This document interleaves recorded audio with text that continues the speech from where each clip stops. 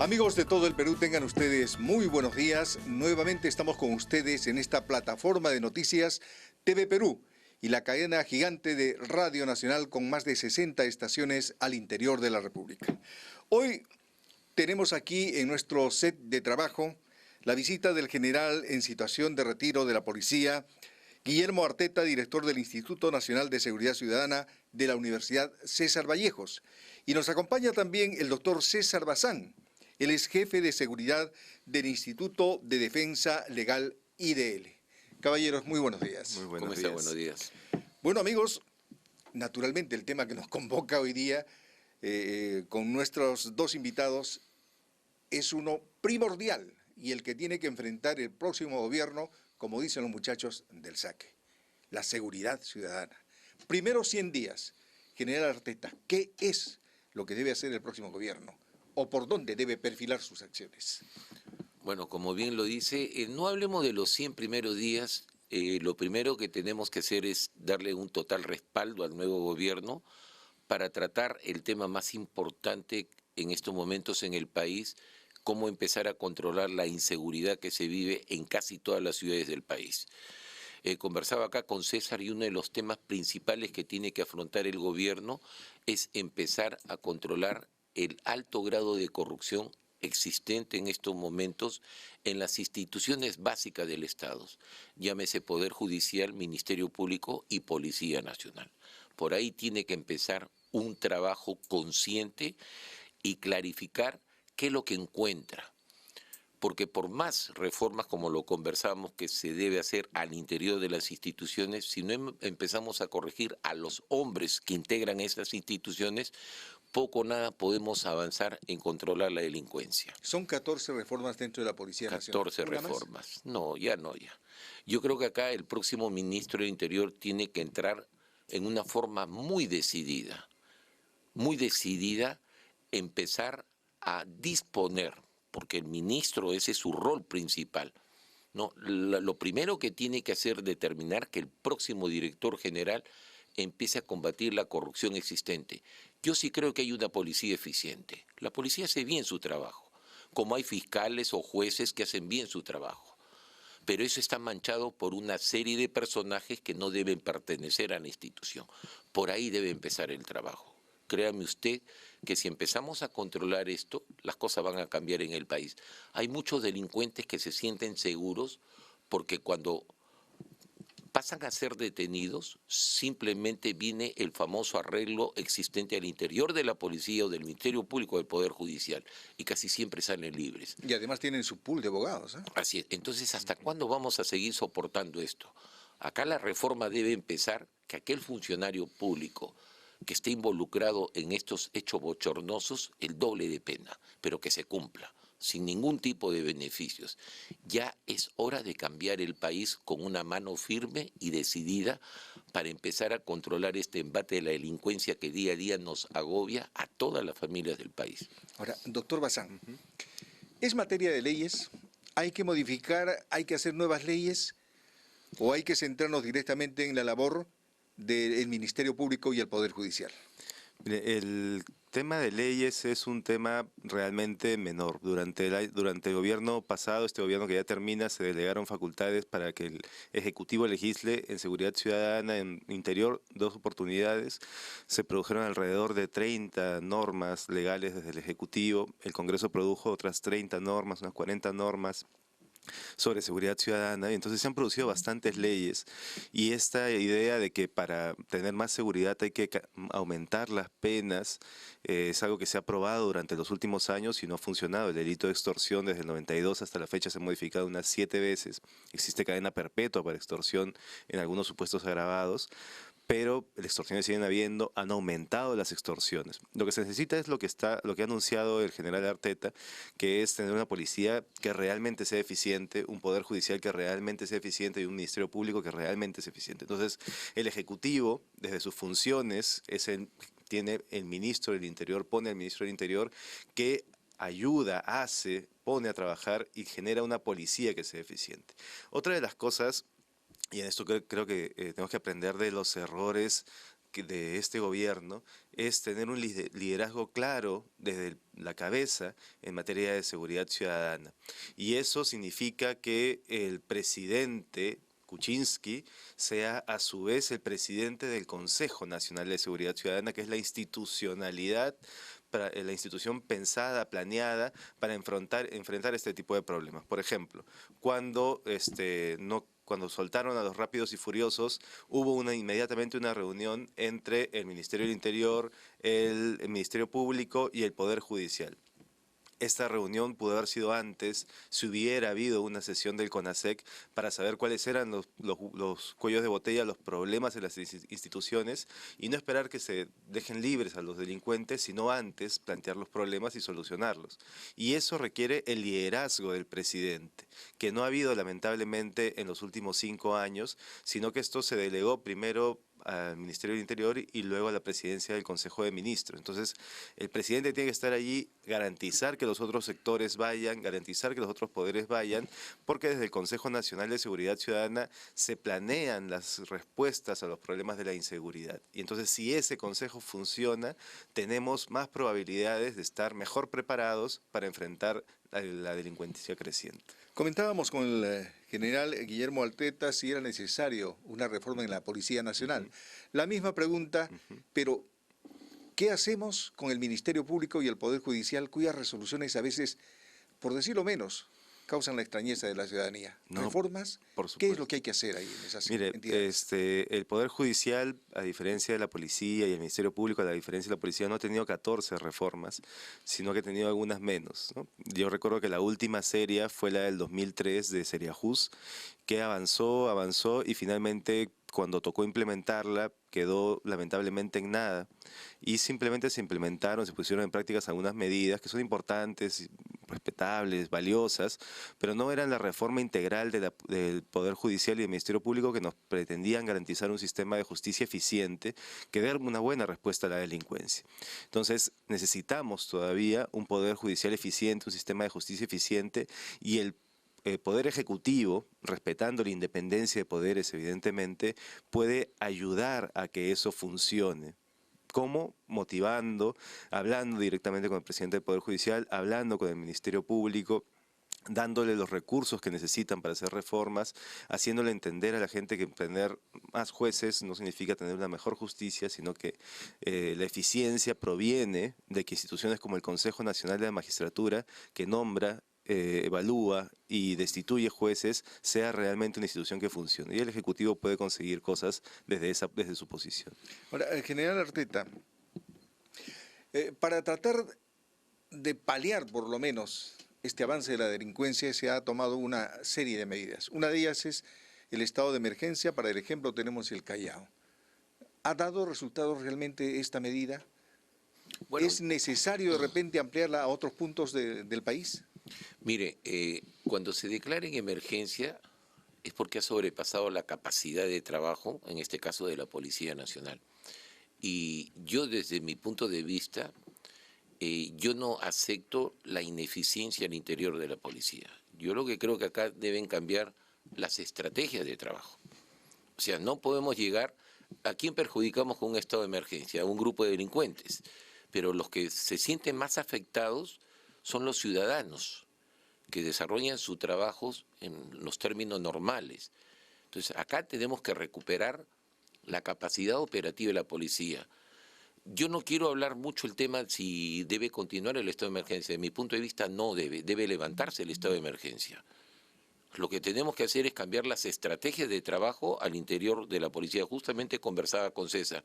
¿Por dónde irían esas estrategias? Uno de los grandes temas del problema en el Callao fue el alto grado de corrupción que existía al interior de las instituciones encargadas de velar por el orden y seguridad. Esto hay que reconocerlo.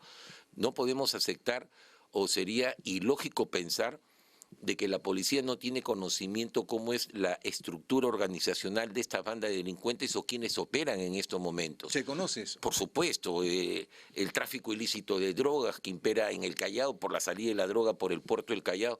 ¿Qué pasó con el sistema de inteligencia? Yo he sido jefe del Callao 2 años de mi vida, ¿no? Entonces le hablo con conocimiento y causa. ¿no? Las bandas dedicadas al tráfico ilícito de drogas, las bandas dedicadas al tema de construcción civil, que no tenemos la capacidad de poder identificar, neutralizar y capturar sin llegar al estado de emergencia, no es el caso. Yo creo que el tema va por el lado de la corrupción que hubo en el Callao, o si persiste en el Callao. Entonces es un tema que hay que tratarlo con mucha delicadeza. Si usted escucha las propuestas de todos los candidatos, seremos totalmente, nos dedicaremos a combatir la corrupción. Espero que esto se dé. Ahora, otro tema importante, cuando usted habla de los 100 días, que es muy importante, yo siempre pongo este ejemplo. La policía tiene un aparato inimaginable, lo que usted nos imagina. Recursos humanos, recursos logísticos, recursos tecnológicos que día a día se ponen a disposición de las principales ciudades del país. Voy a poner un ejemplo pequeño. ¿Cuántos detenidos realiza la policía diariamente a nivel nacional? Y mire usted todo este trabajo que hace la policía, y hay una dependencia del Ministerio Público porque el fiscal es el titular de la acción penal. O sea que el que califica el delito, el que denuncia el delito, es el fiscal, no la policía. De estos 100 detenidos, vamos a poner un ejemplo, 100 detenidos que el fiscal los califica, ¿cuántos son puestos en libertad? ¿Y cuánto pasan al Poder Judicial? Hoy en día se han creado los juzgados de flagrancia del delito. ¿Ok? Entonces lo que dice igualmente César Bazán, no hay una norma establecida. Si la policía trabaja las 24 horas del día, ¿cuántas horas debe trabajar el fiscal? Igual. Y el juez igual. Si queremos combatir la delincuencia, pues yo siempre he sido de la posición que en todas las comisarías del país debe haber un fiscal las 24 horas. Esa es una tarea del gobierno. Y jueces de que permitan acelerar este proceso de administrar justicia. Mire la inequidad, lo que decíamos de la captura de esta banda de delincuentes que fueron puestos en libertad. Sin embargo, ve usted una mujer airada que le falta el respeto a un policía, 6 años a la cárcel. Y estos delincuentes que habían preparado todo un asalto, provistos de armas de guerra, armamento, son puestos en libertad. Mire la inequidad que hay en administrar justicia. Eso es lo que tenemos que trabajar desde el 29 de julio. Son las situaciones de que el país lo presencia día a día. Si usted va a una comisaría, vea usted los ejemplos, todos los delincuentes que son intervenidos, qué casualidad que se les encuentra con marihuana y cocaína. O sea, las policías se han convertido en agricultores porque les permite a ellos alargar el tiempo de detención para realizar una buena investigación. Pues hay que amarrarse bien los pantalones y decir, vamos a investigar estos casos 48 horas en poder de la policía, en presencia del fiscal las 48 horas, cosa que se puede hacer una muy buena investigación. Pero estamos sujetos que en 12, 14 horas tenemos que investigar, correr contra el tiempo y llega pues 5 minutos y el fiscal le da libertad. Señor, ¿en qué país estamos, por favor? Eso es lo que tenemos que cambiar. Ha puesto en debate un tema importante, doctor Bazán, el general Arteta. Son los plazos. Sí sabemos exactamente que la policía tiene problemas respecto a los plazos, que son muy cortos, ¿ya? Y también la actitud de los fiscales al poner en libertad a elementos, a sujetos como el que acaba de poner también de ejemplo, capturados con armas de guerra. Bueno, ya el hecho de que esté con un arma de guerra pues es simplemente para ponerlo adentro, ¿no? Entonces, su posición al respecto, ¿qué es lo que hay que hacer frente a estas realidades? No, mire, en el tema de plazos, la Constitución establece 24 horas de detención y para casos de drogas, 15 días, terrorismo, 15 días. Ahí, bueno, la policía tiene que hacer un trabajo sumamente veloz, el Ministerio Público tiene que hacer un trabajo sumamente rápido y el Poder Judicial finalmente dictar si hay prisión preventiva o no hay prisión preventiva o decidir si va al proceso a la casa. Digamos, esto ha sido así durante muchísimos años, la Constitución del 93, pero ya antes lo establecía de esta manera. Y creo que allí, antes que un problema de plazos, que son bastante breves, es un problema de rápidas acciones. Entonces, un policía que trabaja las 24 horas, un ministerio público que trabaja también 24 horas con los fiscales de turno, que lleguen inmediatamente al lugar del delito y un poder judicial que rápidamente evalúe el caso, creo que es mucho más eficiente que enfrascarnos en un debate de reforma constitucional para cambiar finalmente estos plazos. Entonces yo creo que mejor es apuntar a que la policía sea eficiente, el Poder Judicial eficiente y el Ministerio Público eficiente para que se solucione el problema de los plazos, pero se solucione el resto de problemas también. Y ahí quiero recordar dos cosas que se dijeron en campaña que creo que son valiosas. Uno es seguir cuidando al factor humano, al policía concretamente, que claro, tiene problemas de corrupción, tiene problemas de ineficiencia, de burocracia, pero que tiene la promesa de que venga el quinto aumento salarial en diciembre para tener salarios más o menos dignos en una profesión que pone en riesgo la vida y que requiere además otras garantías de lucha contra la corrupción, etcétera, para que eso no sea una promesa, un cheque en blanco, sino sea un aumento en base a la eficiencia y la producción también. El tema, perdón, el tema de los fiscales, eso Sí. es muy importante, porque hemos visto o no hay la cantidad suficiente de fiscales que acompañen a la policía No hay. o simplemente nunca se aparecen. Ujú. Entonces, Sí. ¿cómo trabajar por ese lado? Claro, se requiere más fiscales, más fiscales de turno, pero además se requiere una mejor repartición de ellos alrededor del país también.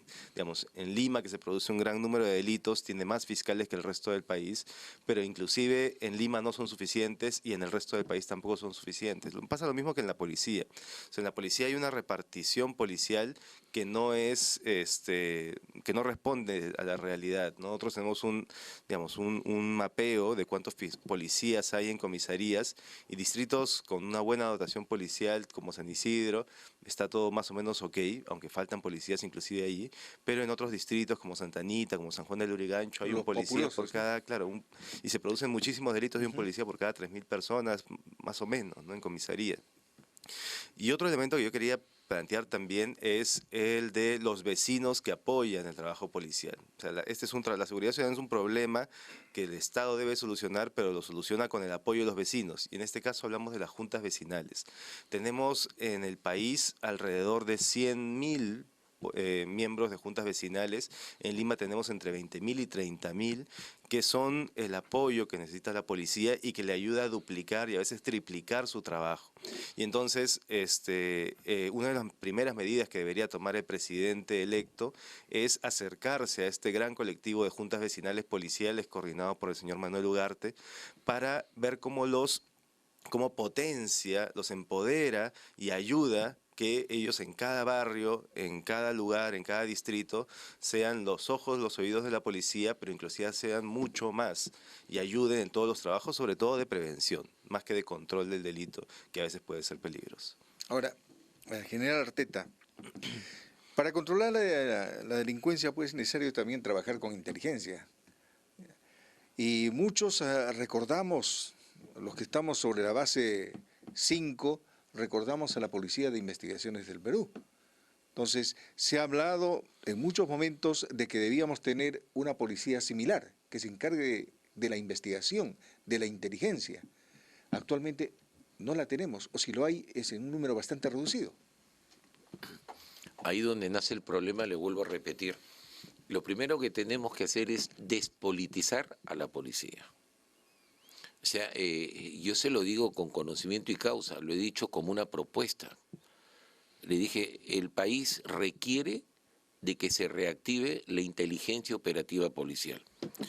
Tiene que marcar usted una diferencia de lo que es inteligencia y lo que es investigación criminal. Lo que está fallando es la inteligencia operativa policial. Y lo que hemos propuesto y lo que dice César Bazán también, yo sí estoy totalmente de acuerdo.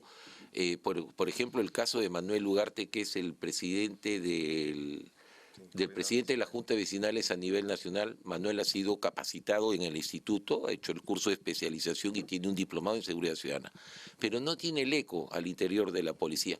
O sea, no tiene el sitial que debería tener el presidente de las juntas vecinales a nivel nacional. Se debe crear ya la red de inteligencia vecinal. Como funciona en Colombia, en Chile, en cualquier país latinoamericano, le dan mucha importancia al trabajo con la comunidad. Acá se ha abandonado eso. Otra de las cosas que también estoy de acuerdo, no hay una racionalización de los efectivos policiales. Tenemos tantas unidades especializadas que el trabajo propio barrial, o sea, el trabajo de comisaría, si hacemos unas estadísticas, no más de 15.000 efectivos a nivel nacional trabajan en estos momentos en las comisarías. Yo lo lancé como propuesta que necesitamos incrementar en 50.000 policías, pero esos policías que vayan a las comisarías para realizar un rol de policía comunitario. Si leemos antecedentes exitosas en otras partes del mundo, remontémonos a Inglaterra, algunas ciudades de Estados Unidos, Israel, Colombia, el trabajo que se hace con el Plan Cuadrante en Chile. Ve usted los resultados que han tenido esto, el grado de aceptación de la comunidad hacia el trabajo policial. ¿Cómo opera la comunidad ahí? ¿Cómo opera la comunidad? Acá hay un consorcio, acá hay un trabajo serio entre la comunidad, la policía y la municipalidad. En Chile es muy sencillo. El comisario que le llamamos acá en el Perú, el comisario allá en Chile simplemente hace su plan de trabajo y es aprobado por la municipalidad y le otorga los recursos que requiere para el cumplimiento de las metas anuales que se producen en determinado espacio territorial en Chile. Con los recursos se gana mucho y el trabajo integrado de la comunidad con su policía. Acá no funciona así. Cuando lo dice César, hay junta vecinal en la policía, seamos conscientes, ¿funcionan bien? No funcionan bien, porque esa gente que trabaja ad honorem, ¿no? Hace muchos esfuerzos, pero están supeditados al carácter o a la capacidad del oficial que va a trabajar ese año en tal comisaría. No hay una uniformidad en el trabajo. Este es el plan que deberemos dirigir para empezar a mejorar los niveles de inseguridad desde el barrio. Las bandas organizadas, lo que usted dice es correcto. Debemos repotenciar la inteligencia operativa policial paralelo a la creación de la red de inteligencia vecinal. Una es una red de cooperantes, a título personal queremos mejorar el barrio, y la red de inteligencia policial maneja confidentes que son pagados. Ahí nace todo el problema. Ah, es previo pago. Previo pago. Cuando hay la información Así correcta, es. es decir. Entonces, tenemos que ser claros acá. El trabajo policial puede ser efectivo en la medida que los recursos que se emplean sean utilizados para tal fin. Sean utilizados para tal fin. No escondamos los recursos o los utilicemos para hacer otro tipo de manejos. Eso es lo que tenemos que cambiar en las instituciones. Muy bien. Y Doctor Bazán. y las juntas vecinales ayudan también a eso. Por ejemplo, a los policías le dan bonos, digamos, le dan vales para gasolina. Entonces ellos tienen que ir, por ejemplo, a determinados grifos para controlar probables casos de corrupción. Un miembro de junta vecinal voluntario, acreditado, va con el policía y garantiza que echa gasolina en tal lugar y tal cantidad. Y eso ha sucedido en algunas comisarías cercanas a Lima y ha funcionado. Entonces las juntas vecinales pueden dinamizar el trabajo policial, ayudar a combatir los problemas al interior de la policía. Por ejemplo, funciona en algunas comisarías de Lima también. Una persona, un vecino que apoya, voluntario, va a la comisaría, previa coordinación con el comisario o con el dípter, a la oficina de familia y orienta a las personas que han sido violentadas de alguna manera cuál es el trámite que tienen que hacer. Y está ahí 2 horas, 3 horas, y estando allí puede ver cuáles son los problemas que tiene esta persona en la atención que recibe en la comisaría y luego, como tiene un canal directo con el comisario o con el dípter, comentarle para ayudarle a solucionar estos problemas. Es decir, los vecinos organizados pueden dinamizar, ayudan de hecho a dinamizar el trabajo policial y es en otros países la Dirección de Policía Comunitaria o la Dirección de Seguridad Ciudadana la segunda al mando de toda la institución policial. En cambio aquí lamentablemente la Dirección de Seguridad Ciudadana es una oficina, es una casa que está muy lejos, bastante lejos de la dirección general y que físicamente y políticamente tiene muy poco peso dentro de la institución policial. No tiene peso. Y entonces, claro, una de las medidas que podría hacer el siguiente gobierno en coordinación evidentemente con la policía es traer físicamente la Dirección de Seguridad Ciudadana a la Dirección General y poner allí a un general que tenga perfil comunitario y que tenga el peso suficiente como para articular y hacer un real trabajo comunitario, teniendo a su lado al coordinador nacional y, como dice el general, darle al coordinador nacional de seguridad ciudadana, Manuel Ugarte, el peso que necesita para que los vecinos, para que no sean solamente 117.000 policías, sino sean 117.000 policías más 120.000 vecinos que pueden crecer y todos juntos trabajar el problema de la seguridad ciudadana. Claro, ese es un tema interesante. Ese es el tema